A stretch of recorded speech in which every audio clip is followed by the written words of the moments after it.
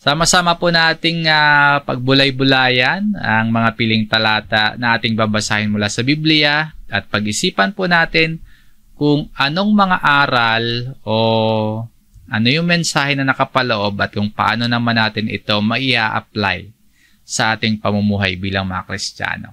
Ang ating pag-uusapan ngayon ay isang mahalagang spiritual na disiplina na mababasa natin sa Biblia, pero maaring ang ilan sa atin ay bihira itong maunawaan o kaya hindi natin isinasagawa, or sa iba naman po kung nagsasagawa nito, hindi naman may isabuhay ng buong puso at may katapatan. Ano po ito? Ito yung prayer and fasting, yung magkasamang pananalangin at pag-aayuno. Ang version po ng Biblia na ating gagamitin sa Tagalog po ay ang Bagong ang Biblia at ilang Revised Tagalog Popular Version. Sa English po ay New King James Version. Ang prayer o ang pananalangin ay yung pakikipag-usap natin sa Diyos. Ngayon, yung fasting o yung pag-aayuno, kapag naririnig natin yan or sa iba kapag nababasa yung salitang pag-aayuno, maaaring yung unang pumapasok, sakripisyo, or pag-iwas sa pagkain o pag-iwas sa mga bagay na mahalaga sa atin. Pero ang pag-aayuno po, higit sa mga sakripisyo, higit sa mga gawa natin, titingnan po natin na ang prayer and fasting ay titingnan po natin na isang paanyaya ng Diyos na lumalim yung ating relasyon sa Kanya. Yung prayer and fasting ay hindi lamang tungkol sa pagtanggi o kaya pag-iwas sa mga bagay na pansamantalang nagbibigay kasiyahan sa atin, kundi ito ay pagsuko ng ating sarili para matanggap yung tunay na kasapatan na tanging sa Diyos lamang natin mararanasan. Masasabi po natin kapag ginawa pala natin ang tama, may tamang layunin, ang pananalangin at pag-aayuno ay paraan po ito ng pagkakaroon natin ng malalim na relasyon o koneksyon sa Diyos. Isang paraan po ito para huminto tayo o tumigil tayo saglit sa mabilis o pagmamadali ng ating buhay na pagkaminsan sa sobrang bilis ng ating buhay, sa sobrang kaabalahan, ay hindi natin naririnig ang sinasabi sa atin ng Diyos. Sa atin pong pagninilay-nilay ng mga piling talata mula sa Biblia, sikapin po nating sagutin yung ilang mahalagang mga tanong na ano ba yung sinasabi ng Biblia tungkol sa pag-aayuno? Pinag-uutos ba sa atin ng Diyos ang pag-aayuno? At mahalaga ba? And ano ba yung layunin ng prayer and fasting sa ating buhay bilang mga Kristiyano? And kailangan ba nating isagawa ito? Sa panahon natin ngayon, bilang mga mananampalataya, kailangan po bang or kinakailangan po bang isinasagawa ang pananalangin at pag-aayuno? And dito ba sa loob ng ating kalipunan, ipinag-utos ba mula sa Biblia at itinuturo ba ng mga ministro na magsagawa ng prayer and fasting ang lahat ng mga kapatid? Yung prayer po kasi automatic yan, utos yan sa atin, pribilehiyo natin yan. Pero yung magkasamang prayer and fasting, pananalangin at pag-aayuno, dapat nga po bang isagawa ito ng mga Kristiyano? Madaming mga katanungan, no? At nawa ay makatulong sa atin ang araling ito para maliwanagan tayo. Sama-sama nating saliksikin yung mga aral mula sa Biblia para malaman natin kung paano ba mapapalalim pa yung ating koneksyon at yung ating relasyon sa Diyos sa pamamagitan ng disiplina ng pananalangin. At kung applicable nga po sa atin, kung applicable sa atin ang fasting, ang pag-aayuno, ay hayaan nating buksan ng Panginoong Diyos yung ating puso. Hayaan nating buksan ang ating isipan sa mga salita ng Diyos habang sama-sama tayong nag-aaral ng Biblia at nagpapaunlad sa ating pananampalataya. So question po, ano ang fasting o ano yung pag-aayuno? Ang pag-aayuno ay isang spiritual na disiplina na makikita sa Biblia. Ang fasting ay kusang loob na pag-iwas sa pagkain or minsan sa inumin po, bilang isang paraan ng pagpapakumbaba at isang paraan ng paglapit ng tao sa Diyos. Ang ibang katawagan po dito, to abstain o kaya mangilin. Ang fasting ay voluntaryong pag-iwas sa pagkain para sa espiritual na layunin o voluntaryong pagtanggi sa pagkain at pagkaminsan ay inumin para sa mas malalim na espiritual na pakipag-ugnayan sa Diyos. At karaniwang ginagawa po yung prayer and fasting para humingi ng gabay mula sa Diyos, para magpakita ng pagsisisi sa kasalanan, at para magtuon ng pansin at maglaan ng panahon sa pananalangin at espiritual na pakikisama sa Diyos. At ang pag-aayuno po ay hindi lang isang tradisyon, kundi isa din po itong paraan para ang tao ay maghayag ng pananampalataya at pagnanais na lumapit at mas makalapit pa sa Diyos. Sa Biblia, makikita natin ang pag-aayuno hindi lamang tungkol sa pisikal na sakripisyo, kundi ito po ay tungkol sa spiritual na pagpapakumbaba, sa paghahanap at pag-aalam ng kalooban ng Diyos at pagkakaroon ng malapit na ugnayan sa Diyos. So maganda naman pala, makabuluhan at maaring makatulong ang pag-aayuno. So yung kasunod na tanong po, ipinag-uutos ba ng Diyos ang pag-aayuno? Sa kabuuang turo at mensahe ng Biblia, hindi tahasan o hindi direktang iniuutos ng ating Diyos ang pag-aayuno bilang isang utos para sa lahat. Pero, hindi naman po may kakaila na ang pag-aayuno o kaya yung fasting ay makikita po nating mahalagang espiritual na nakasanayan ng mga mananampalataya na nakatala sa Biblia. So, hindi po ipinag-uutos para sa mga Kristiyano. Wala tayong mababasang talata sa Biblia na nag-uutos sa lahat ng mga mananampalataya na dapat mag-ayuno sa regular na batayan. Pero, sa Biblia po, may ilang mga pagkakataon na ang Diyos ay nagbigay ng sitwasyon kung saan hinihikayat ang pag-aayuno. O kaya po inaasahan ang pag-aayuno. Halimbawa po, para sa mga Israelita, inaasahan sa kanila sa araw ng pagbabayad sala o kaya sa Day of Atonement, inaasahan sa kanila ng Diyos ang pag-aayuno. Sa kabuuan, walang direktang ipinag-uutos. Hindi direkta o tahasan na iniutos ng Diyos na gawin ang pag-aayuno ng lahat ng mga mananampalataya. At dahil hindi nga po ito ipinag-uutos, so yung pag-aayuno ay kusang loob ng tao. At madalas nga po na nauugnay sa pagpapakumbaba, sa pagsisisi, at sa paghahanap ng kalooban at paghingi ng gabay ng Diyos. Sa New Testament po, hindi inutos ng Panginoong Hesus itong fasting, itong pag-aayuno. Pero makikita natin sa pananalita ng Panginoon na ang pag-aayuno ay mahalaga at ito ay inaasahan mula sa kanyang mga tagasunod. Basahin natin itong Mateo chapter 6 dito sa verse 16. At kapag kayo ay nag-aayuno, huwag kayong magmukhang mapanglaw tulad ng mga mapagkunwari, sapagkat pinasasama nila ang kanilang mga mukha upang ipakita sa mga tao ang kanilang pag-aayuno. Katotohanang sinasabi ko sa inyo, tinanggap na nila ang kanilang gantimpala. Yung salita po na kapag o moreover, nagpapakita po na inaasahan ni Jesus ang pag-aayuno. Pero hindi niya iniutos bilang isang obligasyon ng lahat ng mga mananampalataya.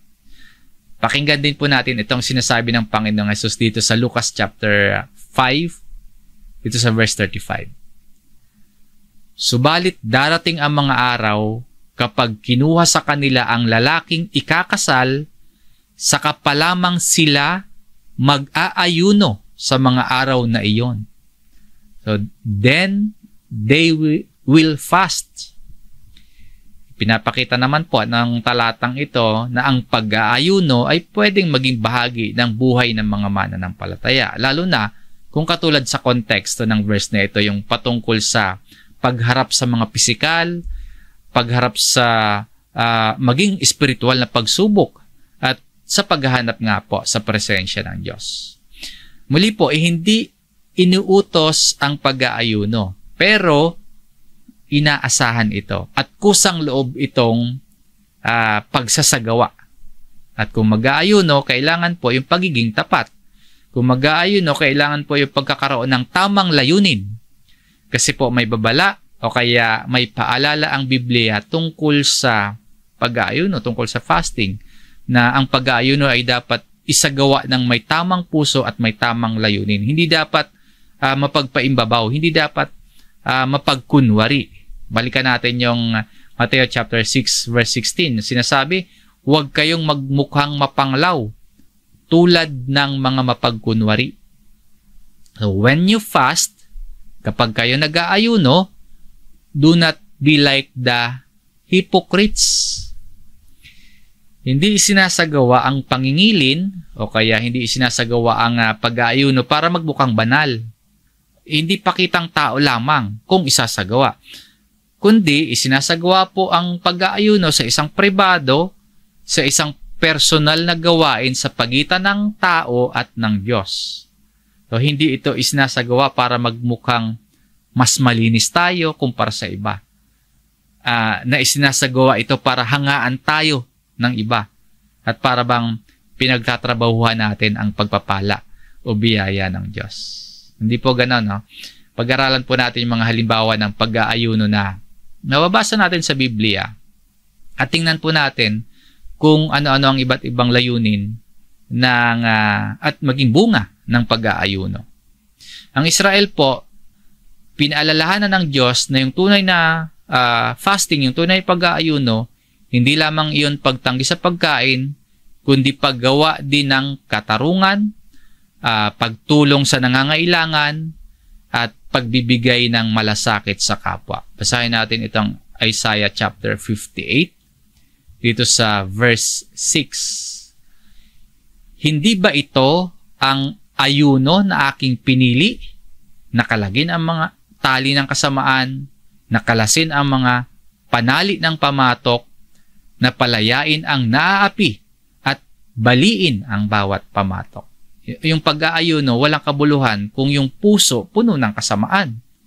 Ang tamang pag-aayuno, nagpapakita ng pagpapakumbaba, nagpapakita ng pagtitiwala sa Diyos, nagpapakita ng paggawa ng mabuti sa kapwa. At yung pag-aayuno po, hindi sa pilitan. And hindi po dapat talaga ginagawa ng may maling layunin. Kailangan po naaayon sa Biblia. Kung isasagawa ang fasting, ang pag-aayuno, may tamang layunin. Ano-ano yung halimbawa ng tamang layunin ng pag-aayuno na makikita, matututunan, or mababasa natin sa Biblia? Isa sa mga layunin ng pag-aayuno na mababasa natin sa Bible, ang pag-aayuno ay isang paraan ng pagpapakumbaba sa Diyos. Sa Psalms chapter 35, dito sa verse 13, kapag sila'y may sakit, ang ginagawa ko, nagdaramit luksa at nag-aayuno at nananalangin ng yuko ang ulo. Sa New King James Version, I humbled myself with fasting. Ibig sabihin po, nag-aayuno itong may akda ng sulat na ito para mapagpakumbaba sa harap ng Diyos. Kumbaga, ipinapakita sa atin dito na ang pag-aayuno po ay isang deklarasyon na hindi kaya ng tao sa sarili niyang lakas ang lahat. Meron tayong mga hindi kayang gawin. Katulad dito, sa sinasabi dito, yung pagkakaroon ng sakit. Kailangan po kilalanin natin yung ating pangangailangan at pagdepende sa Diyos sa mga maraming bagay na hindi natin kayang gawin. Kailangan pong kilalanin natin yung pangangailangan ng kanyang gabay sa ating buhay. Sa panahon naman po ni Ezra, isang pari at isang tagapagturo ng kautusan na nanguna sa pagbabalik ng isang grupo ng mga Israelita mula Babylon papunta o patungong Jerusalem. Nagpahayag si Ezra ng pag-aayuno. Basahin po natin itong Ezra chapter 8 verse 21.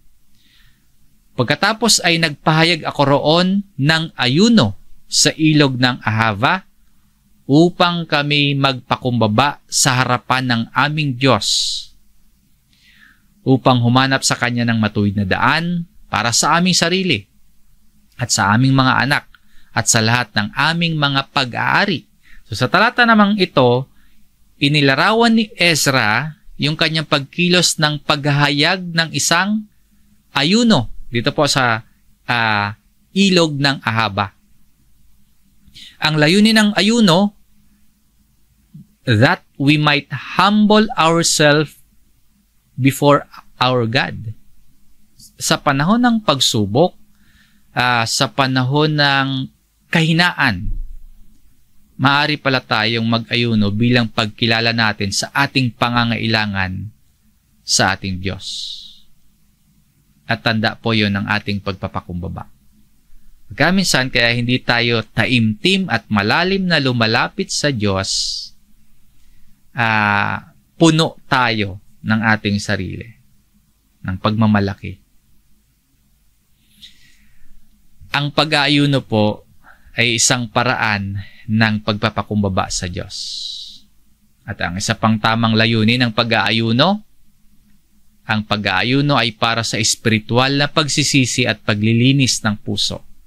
Sa unang Samuel dito sa chapter 7, verse 6. Kaya't sila'y nagtipon-tipon sa Mispa, umigib ng tubig, ibinuhos sa harap ng Panginoon, at nag-ayuno ng araw na yon. Sinabi nila roon, kami ay nagkasala laban sa Panginoon. At naghukom si Samuel sa mga anak ni Israel sa Mispa.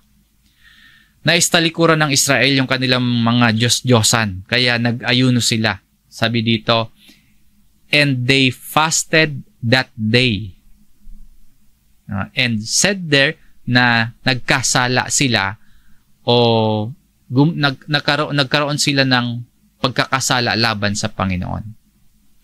Ang pag-aayuno para sa espiritual na pagsisisi at paglilinis ng puso. Inamin nila na nagkasala sila laban sa Panginoon. At sabi nila dito, nag-ayuno sila ng araw na iyon. Yung mga taga Ninive din naman nung makarating sa kanila ang salita ng Panginoon sa pamamagitan ni Propeta Jonas, halos ganito din yung naging reaksyon. Sa Jonas chapter 3, verse 6 hanggang 7. Nang ang balita ay dumating sa hari ng Ninive, siya'y tumindig sa kanyang trono, hinubad niya ang kanyang balabal, nagbalot siya ng damit sako at naupo sa mga abo.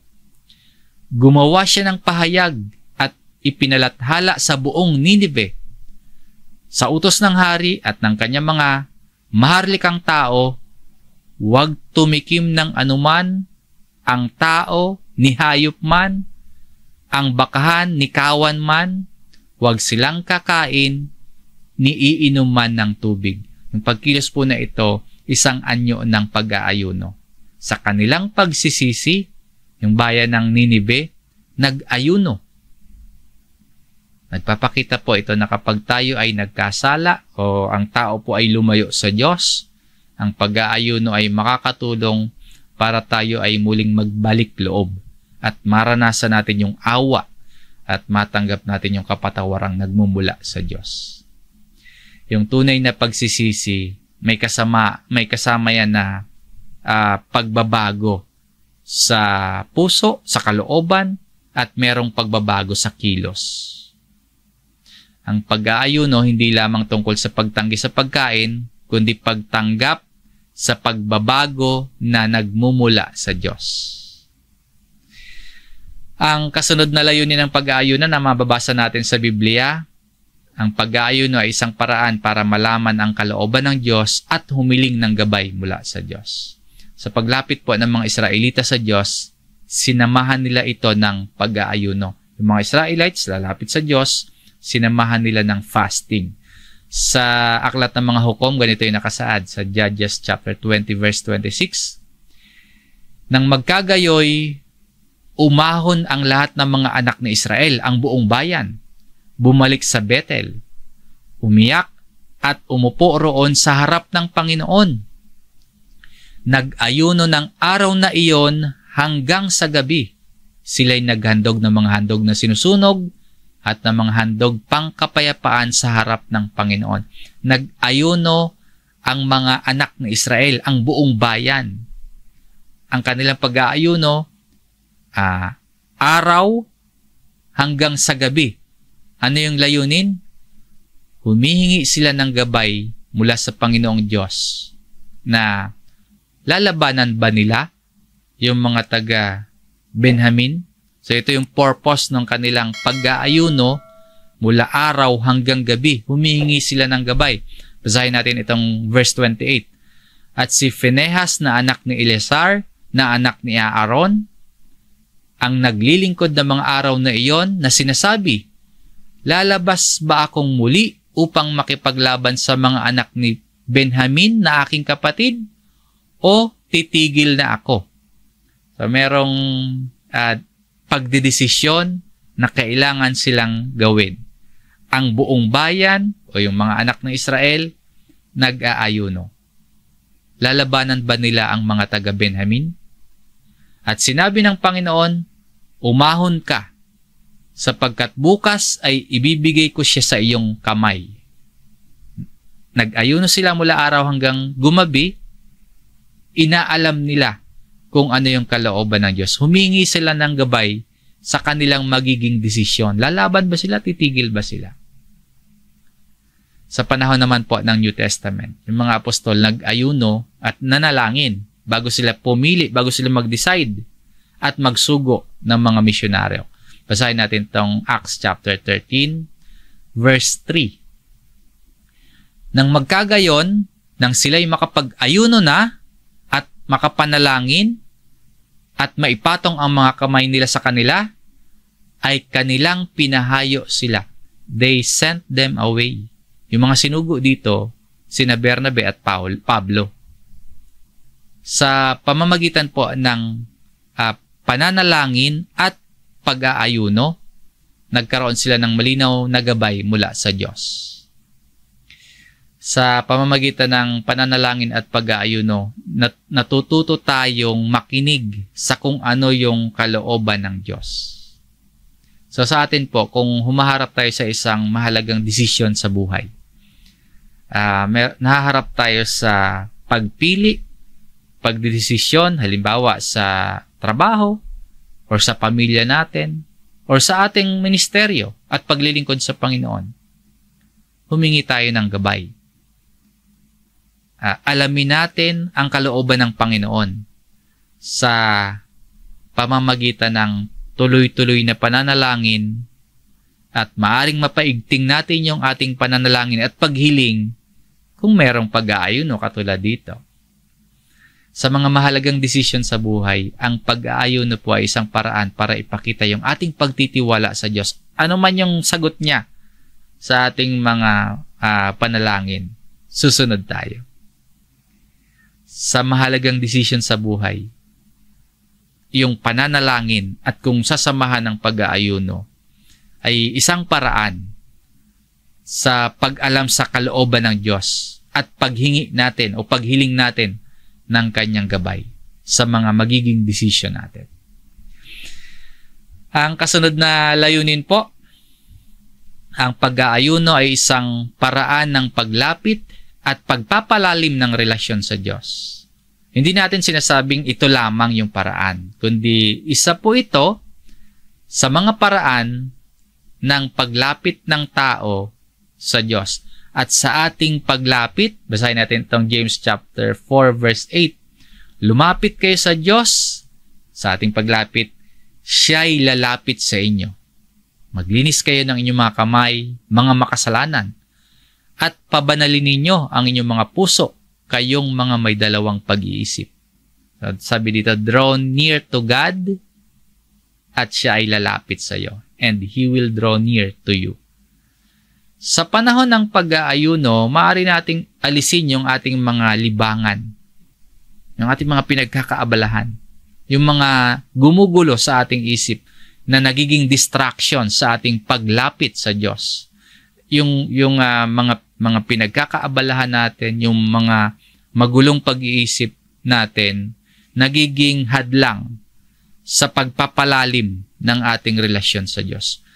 Sa panahon ng pag-aayuno, maaari pala nating maalis yung mga yan.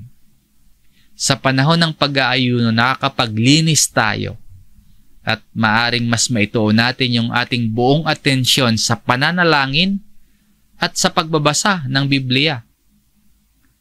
Sa ganitong paraan, kapag wala yung mga distractions, mas nararamdaman natin yung lapit ng presensya ng Diyos sa atin. Ang layunin po ay hindi lamang pisikal na sakripisyo at anyo na panlabas, kundi ang pag-aayuno, ang pananalangin at pag-aayuno ay spiritual na pakikipag-isa sa Diyos. Lumalalim yung ating ugnayan sa Kanya. Gamitin natin yung pagkakataon at oras ng pag-aayuno para mas maituon pa natin yung ating atensyon sa Diyos, sa pagkilala sa Kanya, sa pagkaunawa sa Kanya, sa pagbabasa natin ng Kanyang salita, at sa paghawak natin sa pag-asa ng Kanyang mga pangako. Muli po, ang pag-aayuno, hindi lamang pagtanggi sa pagkain, kundi ito ay pagbibigay ng sarili palapit sa Diyos. At again, sa ating paglapit, sabi dito, siya'y lalapit sa inyo. Sabi nga po sa Joel chapter 2 verse 12, gayon may ngayon, sabi ng Panginoon, manumbali kayo sa akin ng inyong buong puso na may pag-aayuno at may pagtangis at pagdadalamhati. Sabi ng Panginoon, turn to me with all your heart, with fasting. Pagpapakita ng seryosong paglapit sa Diyos. Seryoso yung invitation, kaya yung ating pagtugon ay sobrang seryoso din. Seryosong pagbabalik sa Diyos. May pagsasakripisyo bilang tanda ng pagpapakumbaba. So yung pag-aayuno po, isang paraan ng paglapit at isang paraan ng pagpapalalim ng relasyon sa Diyos. At muli, hindi lamang panlabas na ritual yung mahalaga. Hindi yung panlabas na anyo yung mahalaga, kundi yung pagbabago ng puso at tunay na pagtatalaga ng sarili at paglapit ng sarili sa Diyos. Ay, yun yung mahalaga. Ang isa pang layunin ng pag-aayuno, ang pag-aayuno ay dapat sabayan ng mabubuting gawa at pagsunod sa Diyos. Kaya nagpapaulit-ulit po yung ating paalala na ang tunay na pag-aayuno ay hindi lamang pisikal na pag-iwas sa pagkain, kundi isang buhay na pagkilos na naaayon sa kalooban ng Diyos. Basahin muli natin ang sulat ni Isaiah sa chapter 58, verse 6 at 7. Hindi ba ito ang ayuno na aking pinili? Nakalagin ang mga tali ng kasamaan, nakalasin ang mga panali ng pamatok, napalayain ang naaapi at baliin ang bawat pamatok.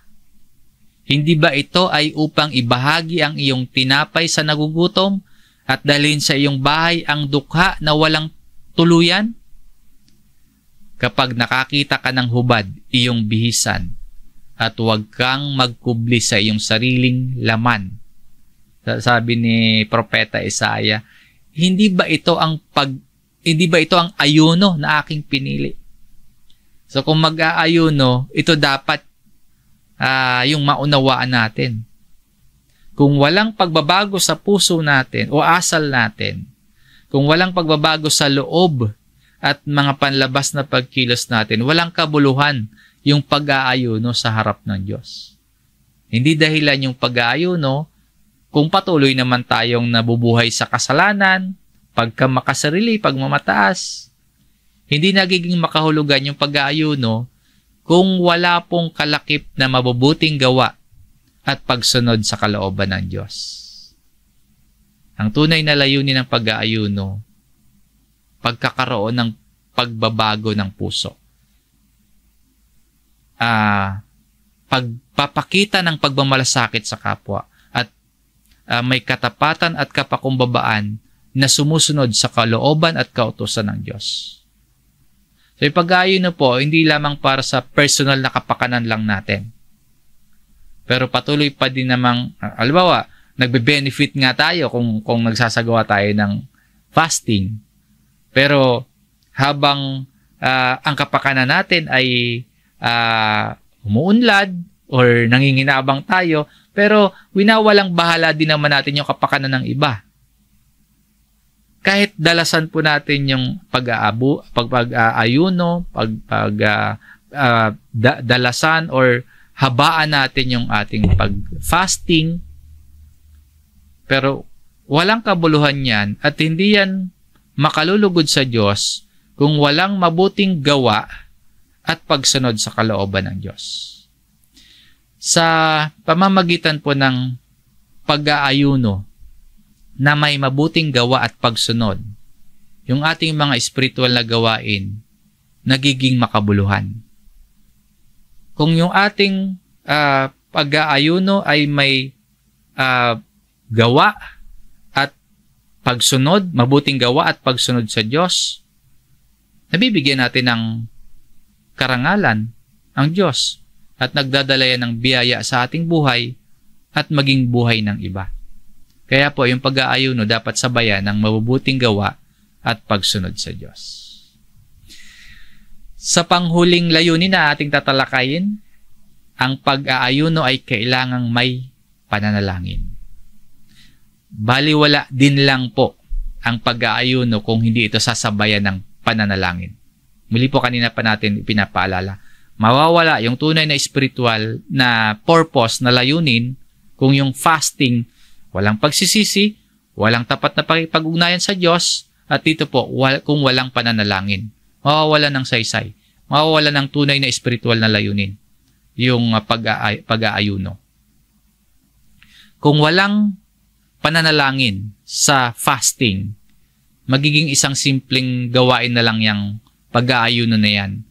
Na maaaring may mabuting epekto sa pisikal, pero walang epekto sa relasyon sa Diyos.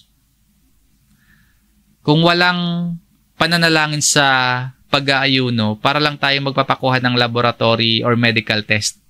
At para makuha yung tamang resulta sa blood test, kailangan may medical fasting. Hindi lang ganun po yung ating pinag-aaralan. Ang pag-aayuno sa Biblia, laging konektado sa malalim na pananalangin at paghahanap ng kalooban ng Diyos. Ang layunin ng pag-aayuno upang ilaan ang sarili sa Diyos sa mas malalim, sa mas taimtim na paraan. Katulad ng ginawa ni Nehemias dito sa Nehemias chapter 1, verse 4. Nang marinig ko ang mga salitang ito, ako'y umupo, umiyak, at tumangis ng ilang araw.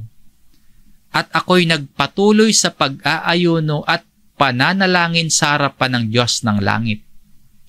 Nang malaman ni Nehemias yung kalagayan ng Jerusalem, siya'y nag-ayuno at nanalangin ng may labis na kabigatan. No? Umupo, umiyak, tumangis ng ilang araw. I was fasting and praying, sabi ni Propeta Nehemias, before the God of heaven. Ganito din po yung makikita natin kay Daniel, dito sa Daniel chapter 9, verse 3. Kaya ako'y bumaling sa Panginoong Diyos at hinanap siya sa pamamagitan ng panalangin at daing na may pag-aayuno, may damit sako at mga abo. So ito po yung tamang kombinasyon, no? Panalangin at daing na may pag-aayuno. Prayer with fasting. O kaya prayer and fasting. Ang pag-aayuno at panalangin ay magkasabay na espiritual na disiplina. Kapag pinagsama, nararanasan natin yung mas malalim na connection natin sa Diyos. Hindi po sapat o hindi akma kapag pag-aayuno lang ng walang pananalangin. Kasi yung mararanasan natin dyan, nagpa-fasting tayo, physical na gutom, pero walang spiritual na epekto. So, hindi sapat o hindi akma yung pag-aayuno lang ng walang prayer. Kung pananalangin naman, pero walang pag-aayuno, mabuti po ang prayer at sapat po ang prayer. Pero kung sasamahan ng pag-aayuno, maaring mapaigting nito yung ating pananalangin. Maaring mas mapaigting nito yung ating paglapit at pagtitiwala sa Diyos. So, maganda po or mabuti din itong pag-aayuno na may pananalangin. Isang mahalagang paraan para palalimin yung ating relasyon sa Diyos at marinig natin yung tinig ng Diyos at maunawaan natin ang kanyang kalooban at malaman din po natin yung paggabay sa atin ng Diyos. Ang pag-aayuno magiging baliwala kung hindi sasamahan ng panalangin. Ang layunin ng pag-aayuno, spiritual na pagpapakumbaba at spiritual na pakikipag-ugnayan sa Diyos. Kaya kailangan yung pananalangin. Ang pag-aayuno po ay isang mabuting paraan para mailapit natin yung ating puso sa Diyos na may kasabay na or may kasamang taimtim na at tuloy-tuloy na pananalangin at pagninilay-nilay, pagbabasa at pag-aaral ng salita ng Diyos. Yan po yung isa pang layunin ng pag-aayuno. So ito po muna yung ating ilan or 6 na layunin at punto ng ating pag-aaral patungkol sa prayer and fasting. Una, ang pag-aayuno ay isang paraan ng pagpapakumbaba sa Diyos. Ang pag-aayuno ay para sa espiritual na pagsisisi at paglilinis ng puso. Ang pag-aayuno ay isang paraan para malaman ang kalooban ng Diyos at humiling ng gabay mula sa Diyos. Ang pag-aayuno ay isang paraan ng paglapit at pagpapalalim ng relasyon sa Diyos. Ang pag-aayuno ay dapat sabayan ng mabubuting gawa at pagsunod sa Diyos. At yung panghuli, ang pag-aayuno ay kailangang may pananalangin. So ito po muna yung ilan, no? Maring meron pa tayong mga mabasa sa Biblia na ibang layunin na hindi natin natalakay. Katulad ng paghingi ng tawad, paghingi ng kaligtasan, protection, at maging sa pangangailangan ng iba. So meron pa tayong mababasa mga pag-aayuno mula sa Biblia. Patuloy po tayong magsumikap sa pag-aaral ng salita ng Diyos, ng banal na kasulatan, maging sa ating mga ganitong pagtitipon, lalong-lalo na din po sa ating mga pribadong oras. Ang pag-aayuno po ay merong medikal at merong spiritual na benepisyo kung isasagawa natin ng may tamang layunin. At kung naunawaan natin ang prayer and fasting, merong babala sa atin na maaring mahulog tayo sa pagmamataas. Maaring mahulog tayo sa pagiging mapagkunwari. Pero kung tapat at naunawaan natin kung paano isagawa ang prayer and fasting, ito po ay isang personal, ito po ay isang pribadong pagsamba at pakikipag-ugnayan natin sa Diyos.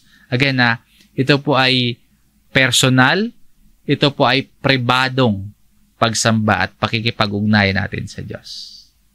Ang pananalangin at pag-aayuno, bagamat hindi yan direktang iniutos sa atin, Pero kung maisasagawa natin ng may katapatan, ito po ay spiritual na disiplina at isang mahalagang paraan para maipahayag natin sa Diyos na higit pa sa pang-araw-araw na pangangailangan natin sa pagkain, sa inumin, ang Diyos pala yung ating hinahangad.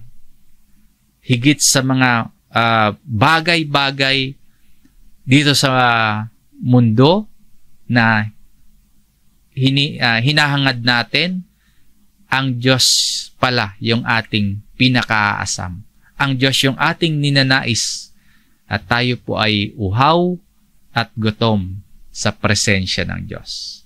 Tinuturuan tayo nito na magkaroon ng mas disiplinado at mas mapagpakumbabang puso na ang hinahangad ay ang Diyos at ang kanyang presensya. At ang kasiyahan at kapanatagan natin ay sa Diyos lamang natatagpuan. Muli po, ang pag-aayon ay hindi direktang utos ng Diyos sa mga mananampalataya. At hindi rin po ito isang mahigpit na kautusan sa loob ng ating kalipunan na dapat gawin nating lahat. Bagamat nakita natin na inaasahan ito sa mga tagasunod ni Kristo. Ngayon, kung napukaw yung ating kaisipan sa pagsasagawa nito, gawin natin ito ng tapat, may kababaang loob, pribado, may tamang layunin, at nagbibigay kaluwalhatian sa Diyos. So ito po ang prayer and fasting. Hanggang dito po ang ating pag-aaral. Patuloy po tayo magbulay-bulay ng salita ng Diyos, and nawa nakatulong ito na mapaunlad yung ating pananampalataya at magpagpatuloy tayo sa ating spiritual na disiplina bilang mga Kristiyano. Maraming salamat sa inyong pakikinig, mga kapatid.